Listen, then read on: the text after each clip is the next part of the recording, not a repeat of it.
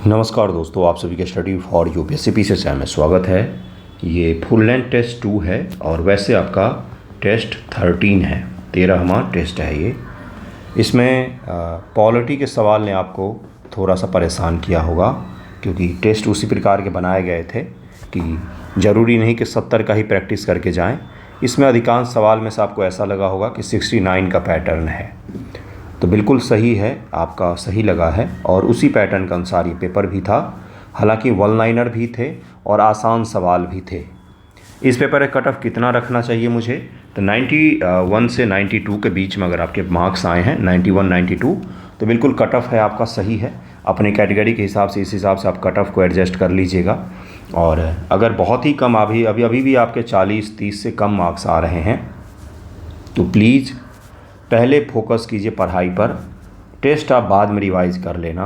अगर आपके मार्क्स बिल्कुल ही ख़राब आ रहे हैं तो पहले आप पढ़ाई पर फोकस कर लीजिए, सब्जेक्ट को कंप्लीट कर लीजिए, सिलेबस को कंप्लीट कर लीजिए।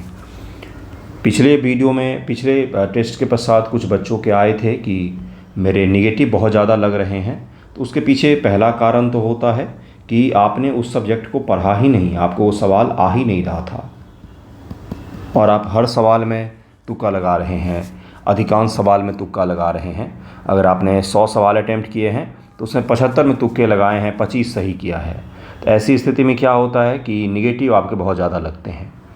अगर ऐसी स्थिति आपकी भी है तो कृपया करके पहले सब्जेक्ट पढ़ें, अध्ययन करें डिटेल में उसको, और सिलेबस के अनुसार से हर टॉपिक को कंप्लीट करें। इंपॉर्टेंट टॉपिक मैंने बता भी दिया है, 60 दिन में क्या क्या पढ़ना है, उसको रिवाइज़ करें, उसके MCQ प्रैक्टिस करें, देन फिर टेस्ट को पकड़ें। मैंने टेस्ट शुरू करने से पहले भी बोला था कि टेस्ट सबसे पहले उनके लिए होता है जिन्होंने अच्छे से पढ़ा और रिवाइज कर लिया है। या तो फिर आप एक काम कर सकते हैं कि अपने मार्क्स देखे ही ना, बस इसलिए प्रैक्टिस करें कि 150 सवाल और इसके MCQ और इसके ऑप्शंस मुझे तैयार कर लेने हैं। अगर इस हिसाब से अप्रोच है आपका, तब तो आप टेस्ट लगा सकते हैं, ठीक है। और मेरे हिसाब से भी यही अप्रोच होना चाहिए कि मुझे टेस्ट के थ्रू अपने रिवीजन करने हैं, ज़्यादा से ज़्यादा फैक्ट्स को सीखना है। नो मैटर मेरे यहाँ पर कितने भी मार्क्स आ रहे हैं, मुझे ज़्यादा से ज़्यादा फैक्ट्स को सीखना है। ये अप्रोच अगर है तो सही रहेगा, आप परेशान नहीं होंगे। टेस्ट के मार्क्स को लेकर बिल्कुल भी नहीं सोचना है। 13वां टेस्ट है। शुरुआत में तो 3 रीजनिंग के सवाल डाले गए थे। आपने देखा होगा कि BPSC भी अब 10 मैथ्स और 10 रीजनिंग के सवालों को एक जगह पर नहीं लिखती है, बल्कि मिक्स कर देती है पेपर को। इसलिए वही मिक्स किया हुआ है यहाँ पर भी। ध्यानपूर्वक हल कीजिएगा। इन तीनों रीजनिंग को तो खुद से हल कर लीजिएगा। अगला है कि विषाक्त मस्टर्ड गैस होती है, ये दरअसल में रासायनिक हथियार के तौर पर भी उपयोग किया जाता है, केमिकल वेपन के तौर पर भी उपयोग होता है। Toxic mustard gas is in the what form, किस फॉर्म में होती है यह, तो यह तरल के फॉर्म में होती है। विषाक्त मस्टर्ड गैस कमरे के तापमान पर द्रव के रूप में होती है। मस्टर्ड गैस एक रासायनिक यौगिक है जिसका उपयोग रासायनिक हथियार के रूप में किया जाता है। केमिकल वेपन को रोकने के लिए दुनिया में ट्रीटी भी बनाए गए हैं, समझौते भी किए गए, जिसका भारत हस्ताक्षर करता है। भारत ने उसको साइन भी किया हुआ है। अगले सवाल पर चलते हैं कि निम्न में से किन तत्वों के लवणों द्वारा आतिशबाजी में रंग प्राप्त होते हैं। तो स्ट्रोंशियम और ब्रेनियम का उपयोग किया जाता है आतिशबाजी में अलग अलग रंगों के लिए। अगला सवाल है कि निम्न कथनों में से स्ट्रोंशियम और बेरियम का उपयोग किया जाता है। इसका आंसर C ही हो जाएगा। निम्न कथनों में सही कथन को चुनें। प्रायद्वीपीय भारत की पश्चिम की ओर बहने वाली नदियों के डेल्टा नहीं होते हैं। ये प्रायद्वीपीय भारत है, इसमें पश्चिम की तरफ जो बहती हैं नदियाँ वो डेल्टा नहीं बनाती हैं। पश्चिम की ओर बहने वाली नदी अपने साथ जलोढ़ अवसाद नहीं लाती हैं, इसी के कारण से उनका डेल्टा नहीं बनता। इसका आंसर C हो जाएगा। इसका आंसर C हो जाएगा। आज मैं आपको डेल्टा और एस्चुरी की जो समस्या है जीवन की बहुत बड़ी, उसका मैं हल कर दूंगा। ध्यान से देखिएगा बस। ये कोई नदी बहती हुई आ रही है, नदी बहती हुई आ रही है और यहाँ पर ये बह रही है। बीच में इसने मुहाना, जहाँ पर समुद्र मिल रहे, वहाँ पर गाद अपने साथ बहुत सारा लाई है, अपने साथ ढेर सारा गाद लाई है। तो यहाँ पर चूँकि पानी का रफ्तार क्या है, धीमा है, तो इसे सारा गाद यहाँ पर जमा हो जाता है और नदी इस तरफ से या इस तरफ से बह जाती है। इसी को क्या कहा जाता है, इसको कहा जाता है डेल्टा। अब आप मुझे बताइए, अभी एस्चुरी पर नहीं ध्यान देना है, अब आप मुझे बताइए कि ये ज़्यादा उपजाऊ होगा कि नहीं, बिल्कुल होगा। खेती के लिए उपयुक्त होगा कि नहीं, बिल्कुल होगा, क्योंकि यहाँ पर बहुत सारा गाद जमा दिया है इसने, तो खेती के लिए उपयुक्त होगा। वहीं पर एस्चुरी क्या होता है, इसको क्या बोलते हैं, डेल्टा। डेल्टा। वहीं एस्चुरी क्या होती है, आज के बाद कभी तकलीफ़ नहीं होगा। एक नदी बहती हुई आ रही है, नदी बहती हुई आ रही है और ऐसे ही बस बहती चली गई। ऐसे ही यहाँ पर समुद्र है, उसमें मिल गई, कोई कुछ भी यहाँ पर गाद नहीं जमाया, इसने कुछ भी नहीं किया, डायरेक्ट जाकर के समुद्र मिल गई। इसको क्या कहा जाता है, एस्चुरी कहा जाता है, मुहाना कहा जाता है, मुहाना कहा जाता है। एस्चुरी को हिंदी में मुहाना कह देते हैं, पता नहीं किस हिसाब से, आप एस्चुरी ही समझिएगा, एस्चुरी कहते हैं। ये कब बनेगा, जब या तो इसमें गाद नहीं हो या तो पानी बहुत ऊंचाई से आ रहा हो। ऊंचाई से आएगा तो अपने रास्ते में किसी मिट्टी को टिकने नहीं देगा, वो सारा बहा करके लेकर चला जाएगा। तो इसी को एस्चुरी कहा जाता है। आप मुझे बताइए, जब यहाँ पर गाद नहीं है, गाद यहाँ पर है ही नहीं, तो क्या यहाँ पर खेती हो पाएगा, बिल्कुल भी नहीं हो पाएगा। इसीलिए इसको एस्चुरी कहा जाता है। एस्चुरी कृषि के लिए उपयुक्त नहीं होता है, वहीं पर डेल्टा काफ़ी उपजाऊ होते हैं, डेल्टा काफ़ी उपजाऊ होते हैं। अब यहाँ पर नदियाँ हैं जो प्रायद्वीप की पश्चिम की ओर बहने वाली नदियां हैं, जैसे नर्मदा या तापी नदी है। तो ये दोनों नदियां जो हैं ये मौसमी नदियां हैं और ये नदियां भ्रंश घाटियों से होकर के बहती हुई यहाँ पर जाती हैं, रिफ्ट घाटियों से होकर बहती हुई अब यहाँ पर जाती हैं और अपने साथ गाद नहीं ले जाती हैं। पठारी प्रदेशों से गुजर कर जाती हैं और अपने साथ गाद नहीं ले जाती हैं। वहीं पर उत्तर भारत की नदियाँ मैदानी भाग से और हिमालय से आ रही है, जो अपने साथ ढेर सारा गाद और मिट्टी ला रही हैं, तो सारा ले जा कर के वो कहाँ पर जमा देंगी, जहाँ पर उनका मुहाना है वहाँ पर सारा पानी जम जाएगा और इस कारण से वहाँ पर डेल्टा का निर्माण होता है। वहीं पर ये नदियाँ एस्चुरी का निर्माण करती हैं। एक और चीज़ है कि ये जो प्रायद्वीप की नदियाँ हैं ये पश्चिम की तरफ में ऊंचाई से गिरती हैं, ऊंचाई से गिरती हैं, इसके कारण से इनका प्रवाह बहुत तेज़ होता है और तेज़ प्रवाह के कारण से बंधुओं ये मिट्टी अपने सामने टिकने ही नहीं देती है, किसी डेल्टा का निर्माण नहीं होता, कोई गाद नहीं जमता नदी के मुंह पर, तो इसलिए ये एस्चुरी का निर्माण करती हैं। आज के बाद किसी को भी जीवन में कभी एस्चुरी या डेल्टा में कोई दिक्कत नहीं आने वाला है। अगला सवाल, एक निम्न से कौन सी विशेषता हिमालयी नदियों से संबंधित नहीं है। ये सतत बहाव वाली हैं, ये तो है भाई। इनके जल ग्रहण क्षेत्र बड़े हैं, बिल्कुल सही है। इनके मार्ग परिवर्तन की प्रवृत्ति पाई जाती है, ये भी सही है। क्यों मार्ग परिवर्तन हो जाता है, एक नदी बह रही है, बह रही, क्यों इसका मार्ग परिवर्तन हो जाता है, अपने ही कारण से, अपने ही कारण से बहुत सारा गाद यहाँ पर इकट्ठा करके अपना ही मार्ग अवरुद्ध कर देती है और फिर अगली बार इधर से बहेगी, तो इसके कारण से एक छोटा सा झील बन जाता है यहाँ, तो ये भी सही है भाई। ये गाद का प्रवाह नहीं करती, बिल्कुल डी गलत हो जाएगा, डी इसका आंसर हो जाएगा। दे डू नॉट ड्रेन स्टिल्ट, ये गलत है। यहाँ पर इनके में बहुत सारा सिल्ट होता है, ये गाद बहुत सारा लेकर के आती हैं, इसलिए इसका आंसर डी हो जाएगा। कॉमन सेंस लगाइएगा एग्जामिनेशन में, चारों ऑप्शंस पढ़िएगा, आसानी से आप हल कर ले जाएंगे। निम्न से कौन सी परियोजना देश की पहली नदी घाटी परियोजना है। भाखरा नांगल, दामोदर घाटी परियोजना, बहुत सारे बच्चों ने ए आंसर मारा होगा। कोसी परियोजना, हीराकुंड परियोजना। हीराकुंड तो उड़ीसा में सबसे बड़ा बांध है, किस नदी पर है ये, महानदी पर है, महानदी पर है। और भाखरा नांगल, यहाँ से आपका इंदिरा गांधी कैनाल निकला है। और दामोदर घाटी जो वैली कॉरपोरेशन है ना, दामोदर नदी को बंगाल का शोक कहा जाता था, बंगाल का शोक कहा जाता था, क्योंकि बंगाल में बहुत ज़्यादा बाढ़ लाती थी ये। तो डीवीसी लाया गया, Damodar valley corporation project design किया गया, जिसके तहत देश में पहली बार नदी घाटी परियोजना चलाया गया।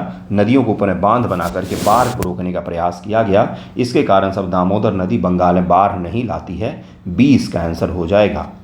1946 में शुरू हुआ था डीवीसी। ग्रीष्म ऋतु के दौरान पूर्व मानसून वर्षा को केरल में आम्र वर्षा कहा जाता है, सीधा सीधा याद करने वाला था, इसमें कुछ भी नहीं था कॉन्सेप्ट। ओजोन वायु आम्र वर्षा क्यों कहते हैं, क्योंकि इसके कारण से आमों को बड़ा ही ज़्यादा वहाँ पर सही से सिंचाई हो जाती है उनकी, यही है बस, है ना। ओजोन क्षय वायुमंडल में निम्न से कौन सी गैस का प्रतीक है, तो यह क्लोरीन का, क्लोरीन बहुत ज़्यादा, क्लोरीन परिवार का जो भी है ना, सब बहुत ज़्यादा नुकसान पहुंचाते हैं। क्लोरीन, फ्लोरीन, ये सब के सब जो हैं वायुमंडल को, ओजोन परत को मुख्य रूप से नुकसान पहुंचाते हैं, ओजोन को भारी नुकसान पहुंचाते हैं। इसका आंसर डी हो जाएगा। राष्ट्रीय रासायनिक प्रयोगशाला कहाँ पर है, तो यह पुणे में है, इसका आंसर सी हो जाएगा। भारत स्टेज के बारे में पूछा गया है, भारत स्टेज है क्या, भारत स्टेज क्या है, कुछ भी नहीं है। आपके पास कौन सा फ़ोन है अभी, मान लीजिए आपके पास अभी कीपैड फ़ोन तो नहीं होगा जिसमें बटन लगे होते हैं, है ना, ऐसा तो नहीं होगा। ऐसा है तो आप वाकई सन्यासी टाइप के इंसान हैं, आपके पास होगा अभी टच स्क्रीन आईफोन होगा, या बड़े बड़े महंगे महंगे ओप्पो वीवो और सैमसंग का फ़ोन लेकर बैठे होंगे आप, है ना। तो इसी प्रकार से भारत स्टेज भी समय के साथ में इंजन की कैपेसिटी को, इंजन के जो तकनीक है उसमें सुधार किया गया, तो उसको नाम बस दिया गया भारत स्टेज। ये इंजन का बस नाम है, इंजन के वैरायटी का नाम है कि अब जो भारत स्टेज 6 टाइप का इंजन होगा, अब जो लेटेस्ट फ़ोन आएगा उसमें 8 GB रैम तो रहना ही चाहिए। तो भारत स्टेज 6 प्रकार का जो इंजन होता है ना गुरु, खासियत क्या होती है 4 में, 3 में, 2 में और 6 में, क्या खासियत होती है, क्या अलग होता है? कम्बसन का फ़र्क होता है। जितना ज़्यादा कंप्लीट कम्बसन होगा, जितना ज़्यादा कंप्लीट दहन होगा ईंधन का, उतना ही ज़्यादा वो बढ़िया इंजन माना जाएगा। आपने राजदूत गाड़ी चलाई है कि राजदूत, उसमें किक मारकर स्टार्ट करने पर, चलाने पर बहुत धुआं छोड़ता था वो, उसके इंजन सबसे ख़राब होते तो बहुत पॉल्यूशन फैलाता था वो। नया वाला बुलेट आप ले लीजिए, जो नया क्लासिक आता है, 650 सीसी वाले बाइक से भी धुआं आपको नदारद दिखेगा, बहुत मुश्किल से आपको धुआं दिखेगा। तो मैं ये क्या कह रहा हूँ, ये किसके कारण से होता है? कंबसन के कारण से होता है। और कंप्लीट कंबसन यानी कि minimum carbon monoxide, minimum pollution. तो भारत स्टेज 6 क्या है? तो लेटेस्ट इंजन का तकनीक है जिसको भारत में अब अपनाया गया है। किसी भी गाड़ी में अब भारत स्टेज 6 इंजन को ही अपनाया गया है। भारत में यह मानदंड पहली बार 2000 में लागू किया गया। 1 अप्रैल 2021 से भारत 6 मानदंड अनिवार्य किए गए थे। इसका आंसर ये हो जाएगा। पहला तो सही है, लेकिन 21 में नहीं, 2020 से ही सुप्रीम कोर्ट ने इसको अनिवार्य कर दिया था कि आप इसको 2020 से ही लागू कीजिए। भारत स्टेज 4 के बाद भारत में 5 लागू नहीं हुआ, बल्कि 6 लागू हो गया। ये यूरोपियन स्टैंडर्ड का भारत स्टेज 6 है।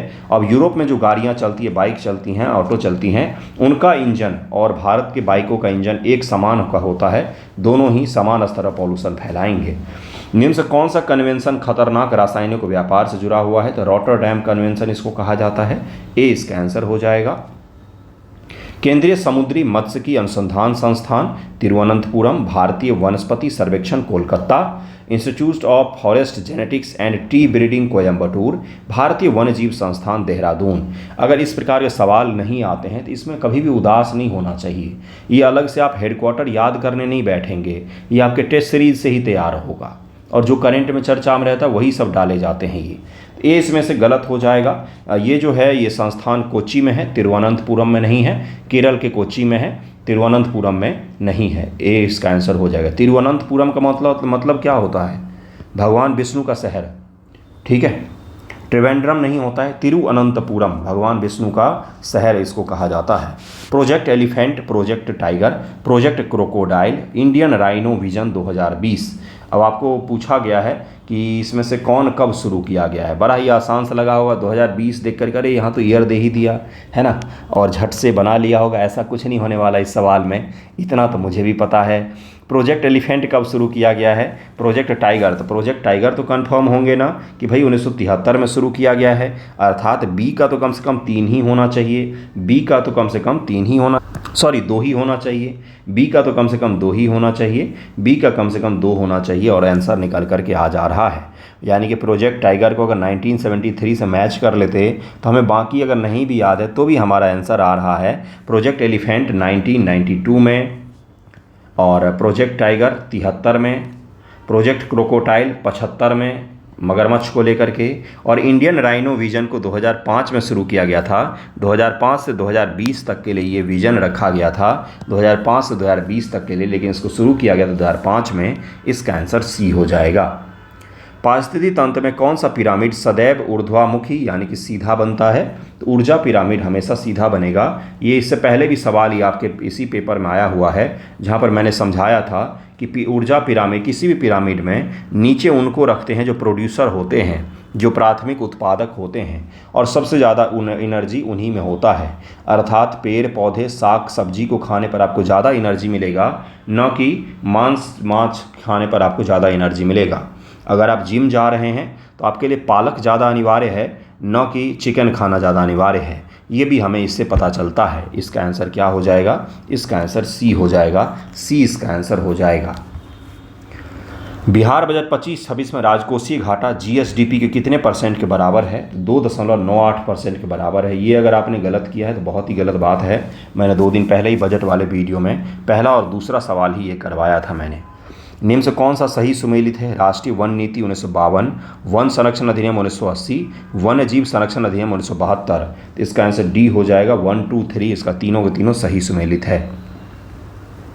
केंद्र सरकार से बिहार सरकार को बजट में कितनी राशि अनुदान में मिली है? कर, हिस्सेदारी और अनुदान मिला करके इसका आंसर हो जाएगा बी। 1,93,091 करोड़ रुपए मिला है। ये पहला और दूसरा सवाल था बजट वाले वीडियो का। बिहार बजट जो मैंने आपको करवाया है उसका पहला और दूसरा सवाल यही है। इसको अगर आपने गलत किया है तो ये अपराध है, क्योंकि मैंने 2 दिन पहले ही करवाया है और आपने शायद किया भी होगा। पीडीएफ भी दे दिया था। इसका आंसर बी हो जाएगा, जिसमें से 54,576 करोड़ रुपये अनुदान के रूप में मिला है और 1,38,515 करोड़ रुपये जो है यह कर के हिस्सेदारी के रूप में मिला है। जैव विविधता पृथ्वी पर समान रूप से नहीं पाई जाती है। भूमध्य रेखा से ध्रुवों की ओर जाने पर प्रजाति विविधता कम होती जाती है। इसका आंसर हो जाएगा सी। दोनों के दोनों यहाँ पर सही दिए हुए हैं। भारत में अस्पृश्यता का निवारण निम्न से किन उपायों द्वारा किया जा सकता है? तो बी हो जाएगा 1, 2, 3। नौकरियों में प्रवेश दिला करके अस्पृश्यता का निवारण नहीं हो सकता है। कानून बना करके, शिक्षा को बढ़ावा दे करके और जन जागरूकता फैला करके आप क्या कर सकते हैं? तो अस्पृश्यता का निवारण कर सकते हैं। नौकरी में प्रवेश दिलवा करके आप किसी का भी अस्पृश्यता, छुआछूत को दूर नहीं कर सकते हैं, क्योंकि वर्क प्लेस पर भी भेदभाव होता है। इसका आंसर बी हो जाएगा। संविधान के आर्टिकल 17 में कहा गया है अस्पृश्यता का निषेध किया गया है और SC ST एक्ट 1989 लागू किया गया है, जिसके तहत आप किसी को जातिगत रूप से अपमानित करोगे तो आपके ऊपर में नॉन बेलेबल ऑफेंस लग सकता है, जिसमें आपको बेल भी नहीं मिलेगा। और ये एक्ट काफ़ी ज़रूरी है भारत देश के लिए, क्योंकि जातिवाद अपने यहाँ पर इतना गहरा है कि इस तरह की चीज़ें ज़रूरी हो जाती हैं। इसका आंसर बी हो जाएगा। निम्न से कौन सा मौलिक अधिकार नहीं है? तो संपत्ति का अधिकार, राइट टू प्रॉपर्टी जो है ये मौलिक अधिकार में नहीं आता है। इसका आंसर सी हो जाएगा। एक चीज़ और है, अगर आप पर SC ST एक्ट लग जाता है या आप जातिगत चीज़ों में जातिगत रूप से किसी को अपमानित करने में सज़ा की सुनाई जाती है आपको, तो आप जीवन में कोई भी सरकारी नौकरी तो दूर की बात है, आप संसद विधायक भी नहीं बन सकते इस देश में। ठीक है, हाँ, एक बार संसद विधायक बन गए तो आप फिर जाति को लेकर के कुछ भी बोल सकते हैं किसी को, क्योंकि फिर तो अपने यहाँ ही सरकार, अपना ही निज़ाम हो जाता है। फिर आप अपना जातिवाद पर आधारित राजनीति करके आसानी से पैसा कमा सकते हैं और पावर बटोर सकते हैं, वोट कमा सकते हैं। इसका आंसर सी हो जाएगा। मौलिक अधिकार है एक, आपातकाल स्थिति में निलंबित किया जा सकता है। इसको आर्टिकल 19 तक को निलंबित किया जा सकता है। आर्टिकल 19 को निलंबन 2 बार में, मतलब इसको एक बार में ही निलंबित नहीं होता है। अगर बाहरी कारणों से आपातकाल लगा है तभी इसका निलंबन अपने आप हो जाएगा, और अगर आंतरिक कारणों से आपातकाल लगा है तो राष्ट्रपति जी इसको निलंबित कर सकते हैं या नहीं भी कर सकते हैं। अपने आप निलंबित नहीं होगा अगर आंतरिक कारणों से आपातकाल लगा है तो। और आर्टिकल 20 और 21 जो है ये तो कभी भी निलंबित नहीं हो सकता है। इसकी पूरी कहानी मैंने पॉलिटी लेक्चर में समझाया भी था बच्चों को, जिसमें मैंने बताया था कि आपातकाल के बाद जब जेल से नेता निकले तो संविधान संशोधन करके यह प्रावधान किया गया था। अगला सवाल है, भारतीय संविधान के अनुसार प्रतिषेध रिट किस आदेश से संबंधित है? तो ए आंसर हो जाएगा 1 और 2। न्यायिक और न्यायिक प्राधिकार के खिलाफ दिया गया आदेश, अवर न्यायालय को किसी विशिष्ट मामले में जहां उसे विचार करने का अधिकारिता नहीं है, कार्रवाई करने से रोकने के लिए जो आदेश दिया जाता है, इन दोनों से संबंधित है। निम्न से कौन सा एक आदेश किसी व्यक्ति को गैर कानूनी रूप से बंदी बनाए जाने पर उसकी स्वतंत्रता सुनिश्चित करने के लिए उच्चतम न्यायालय द्वारा जारी किया जाता है? बंदी प्रत्यक्षीकरण जारी किया जाता है। इसका आंसर सी हो जाएगा। अगला सवाल है कि भारत में सांस्कृतिक तथा शैक्षणिक अधिकारों के बारे में कौन सा कथन असत्य है? इनकरेक्ट पूछा गया है, ध्यानपूर्वक पढ़िएगा।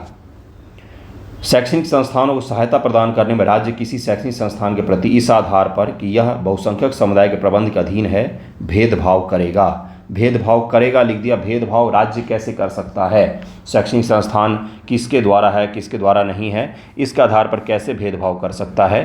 तो ये यहाँ पर क्या हो जाएगा? ये यहाँ पर गलत हो जाएगा। सी इसका आंसर हो जाएगा। इसका आंसर सी हो जाएगा। संविधान का अनुच्छेद 30 के अनुसार किसी अल्पसंख्यक वर्ग की शैक्षणिक संस्थानों को सहायता प्रदान करने में भेदभाव नहीं करेगी सरकार। इसका आंसर सी हो जाएगा। भारत के संविधान के अनुसार धार्मिक कार्य के प्रबंधन की स्वतंत्रता के संबंध में निम्न से कौन सा कथन असत्य है? कुछ लघु संप्रदाय को छोड़कर प्रत्येक धार्मिक संप्रदाय को अपने धर्म विषयक कार्यों का प्रबंधन करने का अधिकार है। बिल्कुल गलत। लघु हो, बड़ा हो, मध्यम हो, अगर कोई भी संप्रदाय है और वो धार्मिक कार्य से जुड़ा हुआ है तो धर्म विषयक कार्य करने का उसको अधिकार होगा। भले ही वो छोटी से छोटी धर्म हो, छोटा छोटा संप्रदाय हो, सभी को ये अधिकार होगा। सभी के बीच में स्वतंत्रता स्थापित है। अगला सवाल है कि मूल अधिकार के संबंध निम्न से कथन पर विचार कीजिए। मौलिक अधिकार सामाजिक, आर्थिक तथा राजनीतिक न्याय सुनिश्चित करते हैं। मौलिक अधिकार राज्य के कृत्यों के विरुद्ध एक गारंटी है। यह संविधान के भाग 3 में उल्लिखित है। इसका आंसर क्या हो जाएगा? सी इसका आंसर हो जाएगा। 2 और 3 यहाँ पर सही हो जाएगा। आपसे सही पूछा गया है। मौलिक अधिकार सामाजिक, आर्थिक, राजनीतिक न्याय नहीं सुनिश्चित करते हैं। ये काम डीपीएसपी का है, न कि मौलिक अधिकार का है। इसीलिए पहला गलत हो जाएगा। पहला काट दीजिए, पहला को काट दीजिए। इसका आंसर 2 और 3 हो जाएगा। 2 और 3 इसका आंसर हो जाएगा। अन्य पिछड़े वर्गों में क्रीमी लेयर की पहचान के लिए ओबीसी में अदर बैकवर्ड क्लासेज में क्रीमी लेयर की पहचान के लिए रामनंदन समिति गठित की गई थी। इसने 1993 में अपनी रिपोर्ट प्रस्तुत की थी, जिसके पश्चात से क्रीमी लेयर का प्रावधान लागू किया गया। क्रीमी लेयर को हिंदी में मलाईदार परत कहते हैं। पता नहीं किसने इसको हिंदी लिखा था। निम्न से किस मूल अधिकार के अंतर्गत उपाधियों के अंत के विरुद्ध संरक्षण शामिल है? तो समता का अधिकार जो है, इसके अंतर्गत उपाधियों का अंत आर्टिकल 18 में वर्णित है। तो 14 से लेकर 18 तक समानता, समता का अधिकार दिया हुआ है। इसका आंसर बी हो जाएगा। अगला सवाल है कि प्राण एवं दैहिक स्वतंत्रता का अधिकार अनुच्छेद 21 के अंतर्गत कौन कौन से अधिकार शामिल हैं? पहाड़ी क्षेत्रों में मार्गों का अधिकार, right of way in hilly area, देर से फांसी के विरुद्ध अधिकार, शयन का अधिकार, सोने का अधिकार भी है आपको, अपनी पसंद के व्यक्ति शादी करने का भी अधिकार है आपको, दाह संस्कार का अधिकार है। 31 का आंसर क्या हो जाएगा? ये सब के सब आपको अधिकार दिए गए। आपको पता ही नहीं कि आपको अधिकार कौन कौन सा मिला हुआ है। सोने का भी अधिकार है। आप घर में सो रहे हो, कोई उठा देना तो उसके खिलाफ सुप्रीम कोर्ट चले जाना आप कि घर में सो रहे तो उठा दिया, मेरे मूल अधिकार का हनन कर दिया। अपनी पसंद के व्यक्ति शादी करने का अधिकार आपको संविधान ने दिया है लिख करके। अब और क्या करें? लड़की ढूंढ कर भी लाए या लड़का ढूंढ करके बताइए। अगला सवाल देखिए क्या है। किस संविधान संशोधन द्वारा राष्ट्रीय पिछड़ा वर्ग आयोग को संवैधानिक दर्जा प्रदान किया गया है? 102वां संविधान संशोधन ये जारी किया गया था, जिसके द्वारा आपको राष्ट्रीय पिछड़ा वर्ग जो आयोग था, ओबीसी आयोग, उसको संवैधानिक का दर्जा दिया गया। उससे पहले ये आयोग एससी आयोग में ही समाहित था। इसका आंसर सी हो जाएगा। मीसा कानून, टाडा कानून, पोटा कानून और यूएपीए, ये सब के सब जो हैं क्या हैं? ये सब सगे भाई बंधु हैं। समय समय पर इन पर बदलाव आता रहा है। ये सब के सब आतंकवाद और ख़तरनाक प्रकार के जो मुकदमे होते हैं उसके विरुद्ध लगाए जाते हैं। जैसे संजय दत्त पर आपको याद होगा टाडा लगाया गया था, आपको याद होगा अगर तो इस प्रकार के कानून लगाए जाते रहे हैं। बाद में टाडा को ख़त्म कर दिया गया। फिलहाल में यूएपीए ही काम करता है, unlawful act prevention act, unlawful activity prevention act. बड़ा ही खतरनाक सा कानून है गुरु। Unlawful act prevention act, unlawful activity prevention act इसका नाम है। तो इसको मैच कीजिए ज़रा। ए इसका आंसर हो जाएगा। ए का 3 अर्थात मीसा 1971 बनाया गया, 78 में इसको ख़त्म कर दिया गया। टाडा 85 में बनाया गया और 95 में इसको ख़त्म कर दिया गया। अगर आपने संजय दत्त पर पोटा लगा था शायद, मैं आपको बताऊं, अगर आपने अभी एक वेब सीरीज़ आई The Hunt, Rajiv Gandhi assassination, तो उसमें दिखाया है कि पकड़ पकड़ के जितने भी तमिल जो आतंकवादी थे श्रीलंका वाले, उनको पकड़ते थे और उन पर टाडा लगा देते थे। तो वो इसीलिए क्योंकि इस समय टाडा ही चल रहा था। तो इसका आंसर क्या हो जाएगा? टाडा लाया गया 85 में और यह 95 में इसको ख़त्म कर दिया गया। पोटा कानून 2002 में बनाया गया और 2004 में इसको ख़त्म किया गया है। यूएपीए 67 में बनाया गया और ये अभी तक है ही। इसमें संशोधन बार बार हुआ है। 2019 में लास्ट टाइम संशोधन किया गया था। कल्हन कृत राजतरंगिणी में किसका इतिहास वर्णित है? तो इसका आंसर हो जाएगा डी, कश्मीर का इतिहास उसमें दिया हुआ है। कश्मीर का इतिहास दिया हुआ है। भारत का नेपोलियन समुद्रगुप्त को कहा जाता है। विंसेंट स्मिथ ने कहा था, पता नहीं क्यों कहा था, नहीं कहना चाहिए। नालंदा विश्वविद्यालय की स्थापना का युग कौन सा था? तो ये गुप्तों के समय में कुमार गुप्त के द्वारा स्थापित किया गया था और बख्तियार खिलजी के द्वारा जला दिया गया, जिसके नाम पर बिहार में बख्तियारपुर जगह भी नाम पड़ा हुआ है।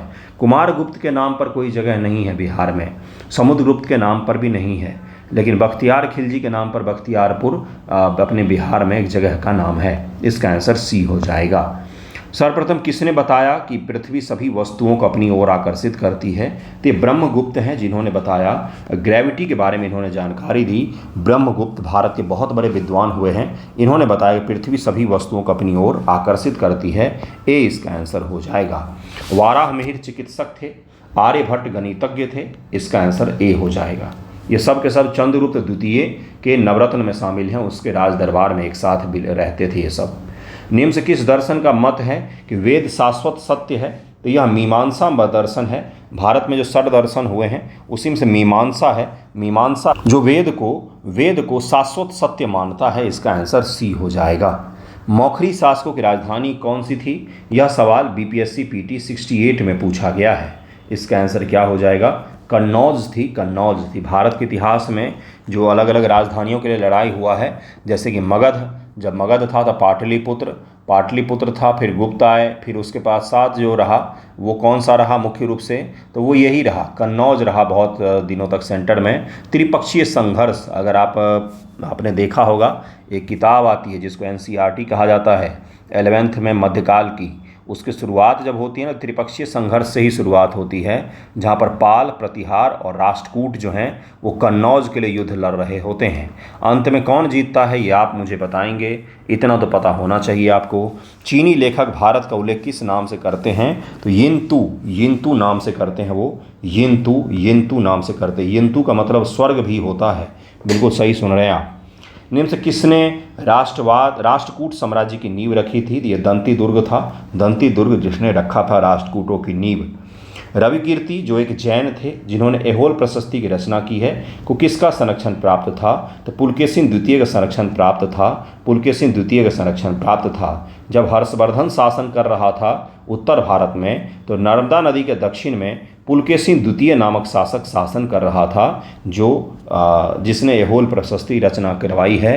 किससे? तो रविकीर्ति से। रविकीर्ति ने लिखा है। जैसे हरिसेन ने समुद्रगुप्त का इलाहाबाद स्तंभ लेख लिखा है, प्रशंसा पत्र लिखा है, उसी प्रकार से रविकीर्ति ने पुलकेशिन द्वितीय के लिए लिखा है। पुलकेशिन द्वितीय ने हर्षवर्धन को हराया था, इसलिए हर्षवर्धन का साम्राज्य दक्षिण में विस्तारित नहीं हो पाया था। ठीक है, इसका आंसर सी हो जाएगा। प्रथम मानव जीवाश्म भारत की किस नदी घाटी से प्राप्त हुई है? तो नर्मदा नदी घाटी से प्राप्त हुई है। ऋग्वेद के संदर्भ में निम्न कथन में से सत्य कथन को चुनिए। ऋग्वेद का 10वां मंडल सोम को समर्पित है। ऋग्वेद का 9वां मंडल 4 वर्णों की उत्पत्ति का उल्लेख करता है, तो बिल्कुल गलत दिया हुआ है। ऋग्वेद का 9वें मंडल में सोम देवता का वर्णन किया गया है और 10वां मंडल चतुर्वर्ण व्यवस्था की उत्पत्ति का सिद्धांत का वर्णन करता है। इसने कहाँ कि चतुर्वर्ण है ये? उसने तो दिखाया कि परम ब्रह्म हैं जिनसे 4 अलग अलग लोग जन्म ले रहे हैं। इसने कहाँ बताया कि ये 4 अलग अलग जातियाँ हैं? इसने कहाँ बताया कि पैर जो है वो शूद्र होता है और मस्तिष्क जो होता है वो ब्राह्मण होता है? इसमें कहाँ लिखा हुआ है? पैर कम है तो क्या है, क्या माथा से? तो इसका आंसर क्या हो जाएगा? इसका आंसर डी हो जाएगा। ये हमने व्याख्या शायद गलत की इसकी। इस तरह का कुछ सिद्धांत कैसे संभव हो सकता है? किसी व्यक्ति के पैर से कोई कैसे निकल सकता है? तो ये इतिहासकारों ने इस तरह के फैक्ट्स को तोड़ मरोड़ करके इसको पेश किया है कि जातिवाद की यहीं से शुरुआत हुई है। ऐसा कुछ नहीं है, कोई शुरुआत यहाँ से नहीं होती है, ये बस इतिहास में लिखा गया है। निम्न से किस भारतीय दर्शन ने परमाणुवाद की स्थापना का प्रतिपादन किया? वैशेषिक दर्शन है जिसने परमाणुवाद की स्थापना का प्रतिपादन किया। ए इसका आंसर हो जाएगा। महावीर स्वामी को किस नदी के तट पर कैवल्य की प्राप्ति हुई थी? ऋजुपालिका नदी के तट पर हुआ था। बी इसका आंसर हो जाएगा। महावीर स्वामी को 12 वर्ष की तपस्या के बाद 42 वर्ष की आयु में ऋजुपालिका नदी के तट पर साल वृक्ष के नीचे कैवल्य की प्राप्ति हुई थी। अगले सवाल पर चलते हैं। कालिदास के कुमार संभवम में किस पौराणिक चरित्र की जन्म कथा का वर्णन किया गया है? तो ये भगवान कार्तिकेय का जो जन्म होता है, तो उसी पूरी जन्म के प्रोसेस को एक्सप्लेन किया इन्होंने इसमें, जिस पर आधारित कहानी है। कार्तिकेय भगवान शिव और माता पार्वती के जो पहले पुत्र हैं कार्तिकेय, उनके बारे में चर्चा की गई है। गैर निष्पादित परिसंपत्तियों को बैंक पूंजी की किस श्रेणी में रखा जाता है? तो इसको टियर 3 का पूंजी कहते हैं। अगला सवाल है, किस समिति की अनुशंसा पर इंटर क्रेडिटर एग्रीमेंट ICA व्यवस्था लागू की गई थी? इस समिति का नाम था सुनील मेहता समिति। इसका आंसर डी हो जाएगा। इंटर क्रेडिटर एग्रीमेंट व्यवस्था इसी की अनुशंसा पर लागू की गई थी। भारत का पहला प्रथम विकास बैंक कौन सा है? तो यह IFCI है। IFCI का मतलब भारतीय औद्योगिक वित्त निगम, industrial finance corporation of India इसको कहा जाता है। 1948 में इसको स्थापित किया गया था। Data security council of India की स्थापना किसके द्वारा की गई? NASSCOM के द्वारा की गई है। इसका आंसर सी हो जाएगा। निम्न से कौन सा कार्य गैर बैंकिंग वित्तीय कंपनियों द्वारा नहीं किया जाता है? तो डी हो जाएगा 1 2 3 4। कृषि गतिविधि, औद्योगिक गतिविधि, भवन संपत्ति का क्रय विक्रय, वस्तुओं की बिक्री, ये सब कुछ भी काम NBFC नहीं करती है। इसका आंसर डी हो जाएगा। NPCI की स्थापना ये दो संस्थाओं ने मिलकर किया था, RBI और IBA। RBI यानी कि भारतीय रिजर्व बैंक और भारतीय बैंक संघ ने मिलकर के भारतीय राष्ट्रीय भुगतान निगम की स्थापना की। UPI वगैरह जो हैं वो सब काम यही संभालता है, NPCI ही संभालता है। विली विली क्या है? तो उत्तर पश्चिम ऑस्ट्रेलिया के उष्णकटिबंधीय चक्रवात को विली विलीज कहा जाता है और टाइफू कहा जाता है। चीन और जापान में टाइफून, और अमेरिका में इसको हरिकेन कहा जाता है। हरिकेन कहा जाता है। भारत में अलग अलग नामों से जाना जाता है। पृथ्वी के परत क्रस्ट में पाए जाने वाले तत्वों के घटते क्रम में सही क्रम क्या? तो सबसे ज़्यादा क्रस्ट में ऑक्सीजन पाया जाता है, उसके पश्चात से सिलिकॉन, फिर एल्यूमिनियम, फिर लोहा पाया जाता है। निम्न से कौन से प्राथमिक शैलों के उदाहरण है? ग्रेनाइट, बेसाल्ट, चूना पत्थर, संगमरमर। तो ग्रेनाइट और बेसाल्ट हैं, ए इसका आंसर हो जाएगा। भूमध्य रेखा पर सूर्य की किरणें वर्ष भर लंबवत रहती हैं। महासागरों की सतह पर सर्वाधिक लवणता भूमध्य रेखा पर पाई जाती है? बिल्कुल भी नहीं। भूमध्य रेखा पर सर्वाधिक लवणता पाई जाती और वहाँ पर बहुत तेज़ सूर्य की रोशनी होती है, तो वाष्पीकरण बहुत तेज़ होती है, लेकिन वहाँ पर निश्चित रोज़ वर्षा भी होती है खूब। इसके कारण सर्वाधिक लवणता भूमध्य रेखा पर नहीं पाई जाती है। इसका आंसर क्या हो जाएगा? ए इसका आंसर हो जाएगा। केवल पहला सही है लेकिन दूसरा गलत है। सैलिनिटी विषुवत पर सर्वाधिक नहीं पाई जाती। विषुवत के उत्तर में पाई जा सकती है, विषुवत के दक्षिण में पाई जा सकती है, लेकिन विषुवत पर नहीं पाई जाती है। इसका आंसर ए हो जाएगा। सर्वाधिक लवणता कर्क और मकर रेखा के आसपास पाई जाती है, यही मैंने बताया आपको। विषुवत के उत्तर और विषुवत के दक्षिण में पाई जा सकती है। मृदा का निर्माण सर्वप्रथम किस पर निर्भर करता है? तो अपक्षय पर निर्भर करता है। ए इसका आंसर हो जाएगा। नियम से कौन सा सही सुमेलित नहीं है? कृषि इनाम, वित्तीय समावेशन PM Jan Dhan, digital divide PM ग्रामीण डिजिटल साक्षरता मिशन, स्वास्थ्य और स्वयं। तो स्वयं जो पहल है, स्वयं पहल जो है यह शिक्षा संबंधित है, यह स्वास्थ्य से संबंधित नहीं है। इसका आंसर क्या हो जाएगा? इसका आंसर डी हो जाएगा। भारत सरकार द्वारा जैव ईंधन पर राष्ट्रीय मिशन की शुरुआत 2009 में की गई। 2009 में किया गया है ऊर्जा मंत्रालय के द्वारा। भारतीय कॉफ़ी बोर्ड जो है यह बेंगलोर में है। यह UPSC 2022 PT एग्जाम में भी पूछा गया है। भारतीय नवाचार सूचकांक किसके द्वारा जारी किया जाता है? तो नीति आयोग के द्वारा और इंस्टीट्यूट फॉर कॉम्पिटिटिवनेस के द्वारा जारी किया जाता है। 1 और 3 इसका आंसर हो जाएगा। साबुन ग्रीस को हटाता है पाइसीकरण के द्वारा। इसका आंसर सी हो जाएगा। यदि भारत के प्रधानमंत्री संसद के उच्च सदन के सदस्य हों, अगर भारत के प्रधानमंत्री जो हैं ये राज्यसभा के मेंबर होंगे तो क्या होगा भाई? डॉक्टर मनमोहन सिंह राज्यसभा से ही चुनकर आते थे प्रधानमंत्री के रूप में। तो इसका आंसर क्या होगा? वे अविश्वास प्रस्ताव की स्थिति अपना पक्ष में वोट नहीं दे सकेंगे। बिल्कुल सही है ये, क्योंकि अविश्वास प्रस्ताव केवल लोकसभा में लाया जा सकता है और लोकसभा में कोई चीज़ आया तो उस पर वही वोटिंग करेगा जो लोकसभा का मेंबर होगा, भले वो देश का प्रधानमंत्री ही क्यों ना हो। आप एक चीज़ ध्यान से सुन लीजिएगा, देश के जितने मंत्री होते हैं, जितने मंत्री और राज्य मंत्री या प्रधानमंत्री, ये जितने भी लोग हैं मंत्री पद पर बैठे हुए, दोनों में से किसी भी सदन के हिस्सा ले सकते हैं, भाषण दे सकते हैं, बैठ सकते हैं दोनों सदनों की कार्रवाई में, लेकिन वोट केवल उसी सदन में दे सकते हैं जिस सदन से वो चुन करके आते हैं। तो इसका आंसर ए हो जाएगा। इसका आंसर ए हो जाएगा। वे निम्न सदन में बजट पर नहीं बोल सकते हैं भाई। केवल उच्च सदन वक्तव्य दे सकते, बिल्कुल भी नहीं। उन्हें केवल प्रधानमंत्री की शपथ ग्रहण करने के 6 माह के अंदर निम्न सदन का सदस्य बनना होगा, ऐसा भी नहीं है। डॉक्टर मनमोहन सिंह राज्यसभा से चुन करके आते रहे हैं। इसका आंसर डी हो जाएगा। इसका आंसर ए हो जाएगा। अगला सवाल है कि कार्यकारी और शपथ या प्रतिज्ञा, राष्ट्रपति, उच्चतम न्यायालय के न्यायाधीश, संसद सत्र, संघ के मंत्री, कौन व्यक्ति किस पद पर बैठने के पश्चात कौन सा शपथ लेते हैं, इसके बारे में पूछा जा रहा है आपसे।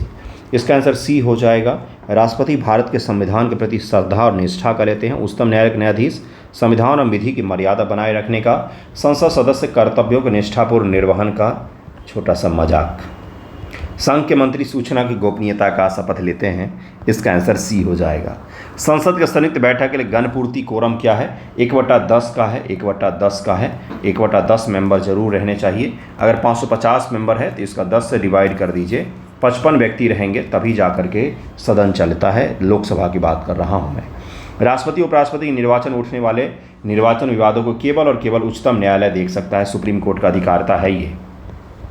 संसद की संयुक्त बैठक के बाद निम्न कथन में से कौन से सही हैं? तो इसे राष्ट्रपति द्वारा अधिसूचित किया जाता है, इसकी अध्यक्षता लोकसभा उपाध्यक्ष के द्वारा की जाती है। इसका आंसर केवल 1 हो जाएगा। इसका आंसर केवल 1 हो, इसकी अध्यक्षता लोकसभा का अध्यक्ष ही करते हैं। संसद किसी भी सदन का सदस्य न होने के बावजूद कौन उसकी बैठक उपस्थित हो सकता है? तो सॉलिसिटर जनरल महान्यायवादी दोनों सदनों में भाग ले सकते हैं, भाषण दे सकते हैं, मतदान बस नहीं कर सकते हैं। राष्ट्रपति के निर्वाचक मंडल के सदस्य होते हैं संसद के दोनों सदनों के निर्वाचित सदस्य, राज्य विधानसभाओं के दोनों सदनों के निर्वाचित सदस्य बिल्कुल भी नहीं। दूसरा काट दीजिए और पहला तो गारंटेड ही होगा। और अगला है कि सभी राज्यों के विधानसभाओं के निर्वाचित सदस्य, दिल्ली और पांडिचेरी विधानसभाओं के निर्वाचित सदस्य। इसका आंसर डी हो जाएगा। इसका आंसर डी हो जाए। सभी राज्य और यूटी के जो विधानसभा है उसके निर्वाचित सदस्य इसमें भाग लेते हैं। इसका आंसर डी हो जाएगा। निम्न से कौन सा संवैधानिक विशेषाधिकार राष्ट्रपति को नहीं है? तो धन बिल को पुनः विचार लौटाने के लिए मनी बिल को पुनः विचार के लिए लौटा नहीं सकते हैं राष्ट्रपति। इसका आंसर बी हो जाएगा। भारतीय संसद की संप्रभुता प्रतिबंधित है किस चीज़ से? तो न्यायिक समीक्षा से प्रतिबंधित है। संसद के फैसलों का सुप्रीम कोर्ट और हाई कोर्ट में न्यायिक पुनरावलोकन जुडिशियल रिव्यू किया जा सकता है। पानी में साबुन और डिटर्जेंट की मैल दूर करने की क्रिया किसके निर्माण द्वारा होती है? तो मिसेल के निर्माण द्वारा होती है। पानी में साबुन और डिटर्जेंट की मैल के हटाने की क्रिया मिसेल के निर्माण द्वारा होती है। मिसेल वे समूह होते हैं जिनमें साबुन डिटर्जेंट अणु एक साथ होकर के ग्रीस या तेल को घेर लेते हैं, जिससे वह पानी में घुल करके बाहर आ जाते हैं। इसका आंसर बी हो जाएगा। इसका आंसर ए हो जाएगा। इसका आंसर ए हो जाएगा। इनमें से कौन सा भुगतान संतुलन के चालू खाते का अंग नहीं है? इसका आंसर सी हो जाएगा। एफडीआई और एफआईआई भुगतान संतुलन के चालू खाते का नहीं बल्कि पूंजी खाते का भाग है। पूंजी खाते का भाग है। निम्न से कौन सी आर्थिक गतिविधि अर्थव्यवस्था के तृतीय क्षेत्र सेवा क्षेत्र में शामिल नहीं की जाती है? तो गैस, जल एवं विद्युत आपूर्ति तृतीय क्षेत्र में नहीं आती हैं। ये तृतीय क्षेत्र में नहीं है। ये सब के सब जो हैं यह द्वितीय क्षेत्र में आती हैं। निगम कर का उद्ग्रहण संघ करता है, इकट्ठा संघ करता है और होता भी संघ का ही है, वही पूर्णतः स्वामी भी होता है। इसका आंसर डी हो जाएगा। सामान्यतः संतुलन सिद्धांत का प्रतिपादन किसने किया था? सामान्य संतुलन सिद्धांत लियोन वालरस ने ये सिद्धांत दिया था। यह सिद्धांत लियोन वालरस ने दिया था। जो सिद्धांत बाजारों की आपसी संतुलन को दर्शाता है कि बाजार आपस में डिमांड एंड सप्लाई के द्वारा आपस में संतुलन बना लेते हैं। इसका आंसर बी हो जाएगा। वर्ष 1933 में अर्थशास्त्र में माइक्रो एवं मैक्रो शब्द का प्रयोग सर्वप्रथम किसने किया था? रेगनर फ्रिक्स ने किया था। इसका आंसर ए हो जाएगा। स्मॉग आवश्यक रूप से वायुमंडल में निम्नलिखित की उपस्थिति के कारण से होता है। नाइट्रोजन तथा सल्फर के ऑक्साइड के कारण से होता है। ए इसका आंसर हो जाएगा। निम्न से सही सुमेलित है कौन सा? तो कार्बन टेट्राक्लोराइड अग्निशमन में उपयोग होता है, सही है। मस्टर्ड गैस ये रासायनिक हथियार के रूप में उपयोग होता है। इथेफोन फलों को पकाने में और फ्रियोन प्रशीतन के रूप में उपयोग होता है, ठंडा करने के लिए उपयोग होता है। इसीलिए इसका आंसर डी हो जाएगा। कार्बन टेट्राक्लोराइड अग्निशमन में उपयोग किया जाता है। ओके, अगला सवाल है कि स्पष्ट रूप से प्रतिध्वनि यहाँ की साउंड टकरा करके जो वापस आए उसको सुनने के लिए परावर्तक सतह और सुनने वाले के मध्य कम से कम कितनी दूरी होनी चाहिए? ध्यान से कीजिएगा इस सवाल को। 16.5 मीटर लिखा हुआ है, 16.5 सेंटीमीटर लिखा हुआ है, 16.5 फीट लिखा हुआ है और 2 मीटर लिखा हुआ है। क्या हो जाएगा इसका आंसर? 16.5 मीटर हो जाएगा। ओके। एमिनोओसेंटेसिस एक तरीका है किस चीज़ का? तो यह भ्रूण के लिंग परीक्षण का है, जो कि भारत में इलीगल है। हाइपॉक्सिया क्या है? तो रक्त में ऑक्सीजन की कमी को हाइपॉक्सिया कहा जाता है। सरोजिनी नायडू, उषा मेहता, अरुणा आसफ अली, डॉक्टर लक्ष्मी स्वामीनाथन, किसका संबंध किस आंदोलन से या कार्यकलाप से रहा है? तो बी इसका आंसर हो जाएगा। 3, 4, 1, 2। सरोजिनी नायडू धरासना में नमक सत्याग्रह संबंधित हैं। उषा मेहता भारत छोड़ो आंदोलन के दौरान गुप्त रेडियो का संचालन इन्होंने किया था। अरुणा आसफ अली भूमिगत आंदोलन की नेता थीं। डॉक्टर लक्ष्मी स्वामीनाथन आज़ाद हिंद फौज में शामिल थी। 1914 में कामागाटा मारू जहाज द्वारा ले जाए गए भारतीय प्रवासियों को उतरने पर किस देश ने कठोर प्रतिबंध लगाए थे? तो कनाडा जहाज ले जाया जा रहा था। इसका आंसर डी हो जाएगा। निम्नलिखित समझौता वार्ताओं को कालक्रम में व्यवस्थित कीजिए। देसाई लियाकत समझौता, शिमला कॉन्फ्रेंस, राजगोपालाचारी फार्मूला। 20 का आंसर हो जाएगा 312। राजगोपालाचारी फार्मूला 1944, देसाई लियाकत समझौता अप्रैल 45 और शिमला कॉन्फ्रेंस जून 1945 में हुआ था। भारत स्त्री महामंडल, जिसकी पहली बार 1910 में इलाहाबाद में बैठक हुई थी, की स्थापना किसने की थी? तो सरला देवी चौधरानी ने किया था। इसका आंसर सी हो जाएगा। The Patna times, the Indian nation, the Motherland और हुंकार, ये अलग अलग पत्रिकाएं हैं बिहार से छपने वाली। द इंडियन नेशन का तो दरभंगा के महाराज थे। इसका आंसर ए हो जाएगा। 4-2-1-3 इसका आंसर हो जाएगा। Patna times Mohammad Yunus, Indian nation Maharaja Kameshwar Singh, Darbhanga के महाराज थे ये। द मदरलैंड मजरूल हक, हुंकार सहजानंद सरस्वती, ये छापते थे ये। ओके। चंपारण की समस्या की जांच हेतु किसके नेतृत्व में चंपारण एग्रीगेरियन समिति गठन किया गया? FG सलाई की अध्यक्षता में किया गया। निम्न से किस स्थान से सुभाष चंद्र बोस ने दिल्ली चलो का अपना प्रसिद्ध भाषण दिया था? तो सिंगापुर से दिया था। 20 का आंसर हो जाएगा 1943 में, ये भी याद रखिएगा। गांधी जी ने किस वर्ष साबरमती आश्रम छोड़ा और स्वराज प्राप्ति के बाद ही लौटने का व्रत लिया? तो 1930 ईस्वी में उन्होंने साबरमती आश्रम से दांडी की यात्रा शुरू की थी। भारत में अंग्रेजों की स्थिति में तब सुधार हुआ जब उन्हें 1632 में उन्हें गोल्डन फरमान दिया गया। यह फरमान गोलकुंडा के सुल्तान ने उनको दिया था। अब्दुल कुतुब शाह ने यह दिया था। 1946-47 के दौरान हैदराबाद का निजाम कौन था? इस समय मीर उस्मान अली था। मीर उस्मान अली था। इसका आंसर सी हो जाएगा। ऑपरेशन पोलो के द्वारा हैदराबाद को भारत संघ में शामिल किया गया था। 1976 में कोलकाता में किसने Indian association for the cultivation of science की स्थापना की? तो महेंद्र लाल सरकार ने किया था। ए इसका आंसर हो जाएगा। अंग्रेज के खिलाफ संथाल परगना में रैंपा विद्रोह का नेतृत्व अल्लूरी सीताराम राजू ने किया था। संथाल परगना, रैंपा विद्रोह, ये सब अलग अलग क्यों दिख रहा है? रैंपा विद्रोह तो आंध्र प्रदेश में हुआ था और अल्लूरी सीताराम राजू तो आंध्र प्रदेश के नेता हैं। तिलका मांझी द्वारा अंग्रेजी शासन के विरुद्ध रैंपा विद्रोह नहीं, तिलका मांझी संथाल परगना के नेता हैं। दोनों गलत हो जाएगा। तिलका मांझी संथाल आंदोलन संथाल परगना के नेता थे और जो अल्लारी सीताराम राजू हैं, जो RRR मूवी में भी आपको दिखते हैं, अल्लारी सीताराम राजू, ये जनजातीय नेता थे और इन्होंने रैंपा विद्रोह किया था। रैंपा विद्रोह इन्होंने किया था। इसका आंसर डी हो जाएगा। ठीक है। तिलका मांझी संथाल समुदाय के पहले आदिवासी नेता थे। इन्होंने 1784 में ब्रिटिश शासन के खिलाफ विद्रोह किया। 1785 में गिरफ्तार कर फांसी दी गई थी। इसका आंसर डी हो जाएगा। भारत में अंग्रेजों की आर्थिक, पहला कथन है कि बक्सर युद्ध के बाद अंग्रेजों ने भारत में शासन की दोहरी प्रणाली शुरू कर दी। बक्सर युद्ध यानी कि 1764 की बात कर रहा है ये।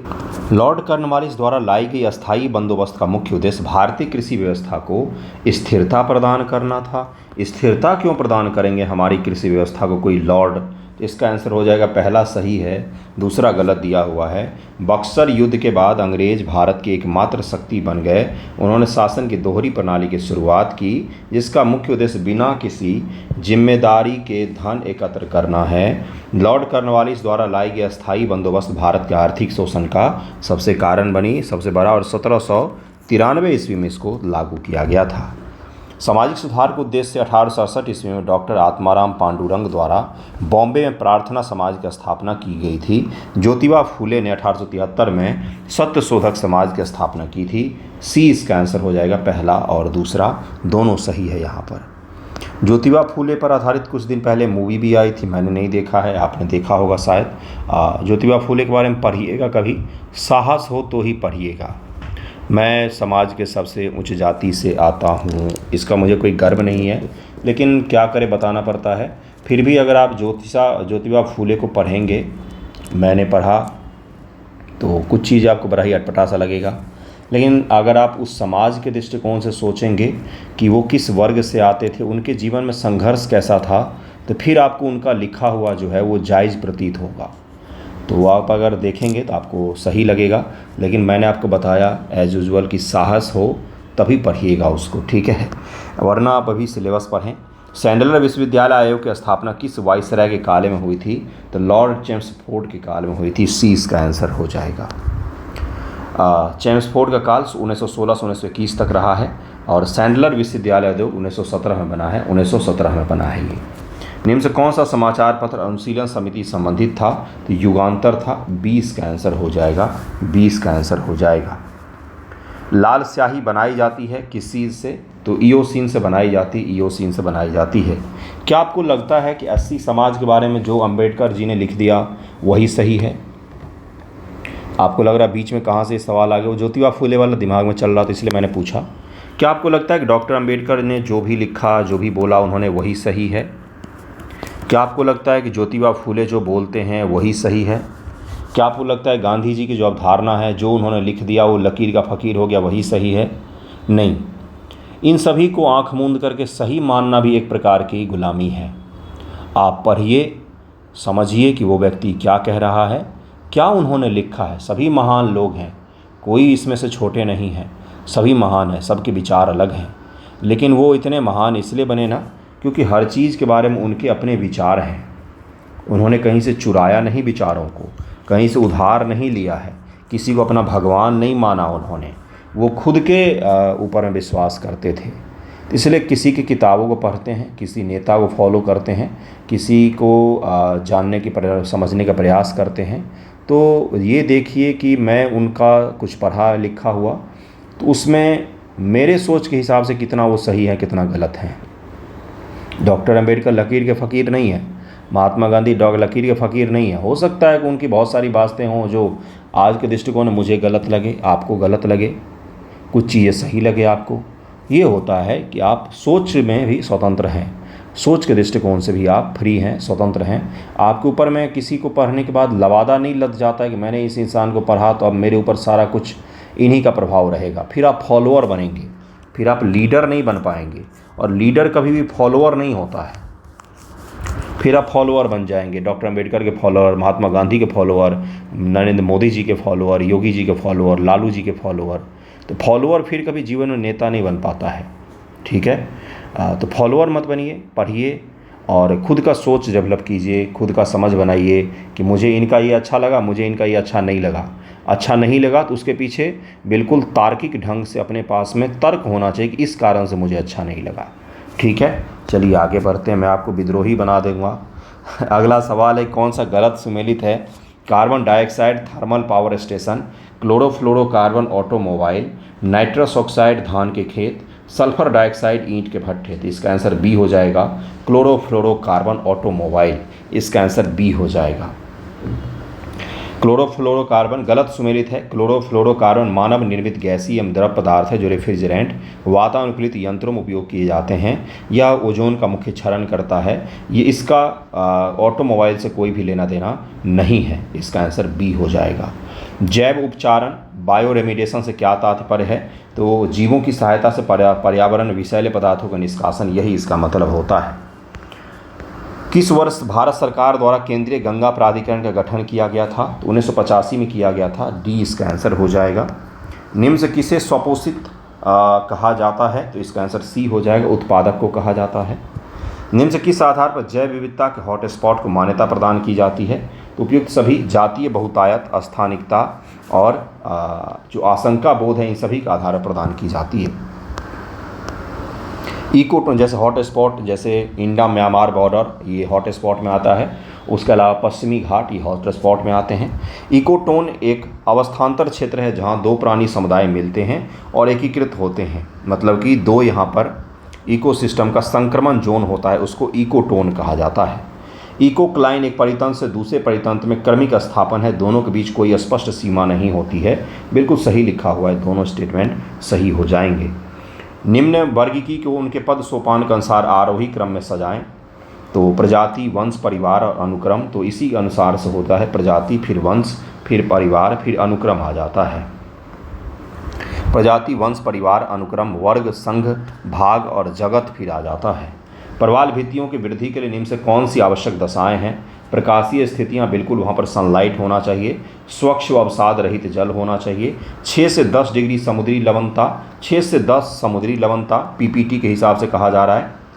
और उष्णकटिबंधीय समुद्री जल जिसका तापमान 20 से 21 डिग्री सी हो। तो इसका आंसर क्या हो जाएगा? इसका आंसर हो जाएगा ए, अर्थात 1, 2, 4 सही है, तीसरा गलत है। 6 से 10 कम समुद्री लवणता हो गया। 30 से 40 पार्ट्स पर 1000 में कम से कम लवणता रहनी चाहिए, तभी जाके वहाँ पर प्रवाल भित्ति बन पाते हैं। प्रोबायोटिक पद किसके लिए प्रयुक्त किया जाता है? तो सजीव सूक्ष्मजीवीय संपूरक के लिए उपयोग किया जाता है। डी इसका आंसर हो जाएगा। साइक्लोट्रॉन किसको त्वरित करने के लिए प्रयुक्त किया जाता है? तो प्रोटॉन के लिए प्रयुक्त किया जाता है। बी इसका आंसर हो जाएगा। निम्न से किस रत्न में बेरिलियम धातु होती है? तो पन्ना में बेरिलियम होती है। बी इसका आंसर हो जाएगा। बी इसका आंसर हो जाएगा। निम्न खाद्य पदार्थों से कौन सी सभी आवश्यक अमीनो अम्ल को सर्वोत्तम स्रोत है? अमीनो अम्ल जितने भी होते हैं इनका सर्वोत्तम स्रोत होता है अंडा, जो सेहत के लिए बहुत ही अच्छा माना जाता है। इसका आंसर सी हो जाएगा। अगला सवाल, निम्न से कौन सा जैव निम्नीकरणीय नहीं है? तो चांदी की पन्नी जो है यह जैव निम्नीकृत नहीं होता है, बायोडिग्रेडेबल नहीं है। बाकी ऊनी चटाई, चमड़े का थैला, जूट की टोकरी, ये सब के सब प्रकृति में अगर आप इनको फेंक देते हैं तो कुछ दिनों में अपने आप ही डिग्रेडेबल हो जाएंगे, गायब हो जाएंगे, विलीन हो जाएंगे। मतलब कि प्रकृति में कोई कचरा नहीं बनते हैं, वो थोड़े दिनों में ख़त्म हो जाते हैं। धूल प्रदूषण रोकने के नियम से कौन सा वृक्ष उपयोग होता है? सीता अशोक का होता है। ये रिपीटेड सवाल है, इससे पहले सेक्शनल टेस्ट में आपको मिला होगा। ये पाराध्वनिक जेट की उड़ान के कारण क्या उत्पन्न होता है? ओजोन परत में बाधा उत्पन्न होती है। जो सुपरसोनिक जेट होते हैं ये उड़ते हैं तो ओजोन परत को बहुत नुकसान पहुंचाते हैं। ये बिहार में सन 1977 में किस कमीशन के आधार पर पिछड़ों के आरक्षण का आंदोलन शुरू हुआ था? तो मुंगेरी लाल कमीशन का रिपोर्ट आया था, जिसके पश्चात से पिछड़ों का आंदोलन शुरू हो गया था बिहार में। बिहार में उर्दू को दूसरी राजभाषा का दर्जा 1980 में प्रदान किया गया, 1918 में प्रदान किया गया। अफसोस कि बिहार की एकमात्र भाषा जिसको संविधान में जगह है, लेकिन बिहार के आधिकारिक भाषा में उसको जगह नहीं है, उसका नाम है मैथिली। बिहार में किस तिथि को शिक्षा दिवस के रूप में मनाया जाता है? 11 नवंबर को बिहार में शिक्षा दिवस के रूप में मनाया जाता है। मौलाना अबुल कलाम आज़ाद जी का जन्मदिन था उस दिन। बिहार का प्रथम उर्दू अखबार निम्न से कौन सा था? तो नूरुल अनवर है। नूरुल अनवर मोहम्मद हाशिम द्वारा प्रकाशित है, आरा से प्रकाशित हुआ था। इसका आंसर डी हो जाएगा। बिहार विधान परिषद की प्रथम बैठक 20 फरवरी 1913 को हुई थी, बांकीपुर कॉलेज सभागार में हुई थी। राष्ट्रीय कृषि बीमा योजना भारत में किस वर्ष? तो 1999 से 2000 के दौरान शुरू की गई थी। इसका आंसर सी हो जाएगा। मृदा का मूल्य घटता बढ़ता है प्रतिलोमतः कीमत के स्तर के साथ में। मुद्रा का मूल्य घटता और बढ़ता है। मुद्रा का मूल्य बढ़ता और घटता है। मुद्रा का मूल्य घटता बढ़ता है, इसका कारण है कि मुद्रा के मूल्य और कीमत में विपरीत संबंध पाया जाता है। जब कीमत स्तर बढ़ जाएगा तो मुद्रा का मूल्य घट जाएगा। जब कीमत स्तर घट जाएगा अर्थात मुद्रा का मूल्य बढ़ गया है, मुद्रा का वैल्यू बढ़ गया है। भारतीय रिजर्व बैंक को 10,000 रुपये तक की करेंसी नोट छापने का अधिकार है, लेकिन छापती है कितना तक का? 500 तक का छाप रही है। बिल्कुल सही, 2000 का नोट बंद हो चुका है। भारत सरकार द्वारा शेयर के पूंजी विनिवेश के लिए रंगराजन समिति की नियुक्ति कब की गई थी? तो बी 1993 में की गई थी। इसका आंसर बी हो जाएगा। निम्न समाजशास्त्रियों से किसने उपनगरीकरण के विचार को विस्तार से बताया है? तो यह G.S. धुरिये इनका नाम है। G.M. धुरिये नाम है इनका। इन्होंने उपनगरीकरण के विचार को बताया है। उपनगरीकरण क्या होता है इसके विचार को इन्होंने बहुत डिटेल में समझाया। समाजशास्त्री रहे, बहुत फेमस ही। ऑल इंडिया वीमेंस कॉन्फ्रेंस की स्थापना कब हुई है? तो 1927 में की गई थी। कमला देवी चट्टोपाध्याय इसकी प्रथम सचिव थी। निम्न से कौन सा यूरोपीय देश सर्वप्रथम बिहार प्रांत में आया था? ये पुर्तगाली थे। पुर्तगाली जो सबसे पहले बिहार में आए थे, पुर्तगाली आए थे सबसे पहले। 1652 में डचों की पहली फैक्ट्री बिहार के पटना में स्थापित हुई। बिहार में डचों का मुख्य रुझान जूट व्यापार का था। इसका आंसर हो जाएगा डी। दोनों के दोनों गलत दिया हुआ है। 1652 नहीं, 1632 में पटना कॉलेज के उत्तरी भाग अपनी केंद्रीय स्थापना हुई थी। इसने डचों ने किया था, अपना केंद्र स्थापित किया था। बिहार में डचों का मुख्य व्यापार सॉल्ट पीटर का था, जिसको सोरा कहा जाता है। जूट का नहीं था, सॉल्ट पीटर का था। जूट का मुख्य रूप से बंगाल, वर्तमान का बंगाल जो बांग्लादेश है, वहाँ से जूट का मुख्य रूप से व्यापार होता था। बिहार में अफीम, बिल्कुल सही सुन रहे हैं आप, और जूट इसका व्यापार होता था। किस अंग्रेज कमांडिंग अफसर ने डचों के गोदाम पर अपना अधिकार कर लिया था? मेजर हार्डी हैं जिन्होंने अधिकार कर लिया था। ए इसका आंसर हो जाएगा। अगला सवाल है, अंग्रेजों ने अपनी पहली फैक्ट्री 1620 से पटना के आलमगंज में स्थापित की, परंतु फैक्ट्री 1621 से बंद हो गई। 1641 में पुनः अंग्रेजों ने अपनी फैक्ट्री पटना के गुलजार बाग में स्थापित की। इसका आंसर डी हो जाएगा, ना तो 1 ना तो 2 इसका आंसर हो जाएगा। इसका आंसर डी हो जाएगा। 1651 में पटना के गुलजार बाग में अपनी फैक्ट्री स्थापित की थी। सॉरी, मिस्टेक है यहाँ पर, ए इसका सत्य हो जाएगा, 20 दूसरा गलत है यहाँ पर। ए इसका आंसर होगा, ए इसका आंसर हो जाएगा, ए इसका आंसर होगा। इसको करेक्ट कर लीजिएगा पीडीएफ में भी, ए इसका आंसर हो जाएगा। दूसरा गलत है, ये 1641 में नहीं, 1651 पटना गुलजार बाग फैक्ट्री स्थापित हुई थी। पहला सही है, अंग्रेजों ने अपनी पहली फैक्ट्री 1620 में पटना के आलमगंज में स्थापित की, परंतु फैक्ट्री 1621 में बंद हो गई थी। पहला यहाँ पर सही है, दूसरा गलत है। बिहार का सूबेदार शाइस्ता खान ने अंग्रेज व्यापार पर कितना कर लगाया था? तो 3.5% का लगाया था। इसका आंसर बी हो जाएगा। 1663 ईस्वी का प्रसिद्ध उदय नाला का युद्ध किनके बीच लड़ा गया था? तो अंग्रेज और मीर कासिम ने युद्ध लड़ा था 1763 ईस्वी में। इसके पश्चात से फिर बक्सर का युद्ध होगा। ओके, सफाहोर आंदोलन का मुख्य नेता कौन थे? तो लाल हेम्ब्रम। सफाहोर को एक और आम नाम से जाना जाता है कि खैरवार आंदोलन भी इसको कहा जाता है। सफाहोर आंदोलन की शुरुआत 1870 ईस्वी में झारखंड के कुछ जनजातीय क्षेत्रों में हुई थी। इसके प्रमुख नेता लाल हेम्ब्रम हैं और जिसे खैरवार आंदोलन के नाम से भी जाना जाता है।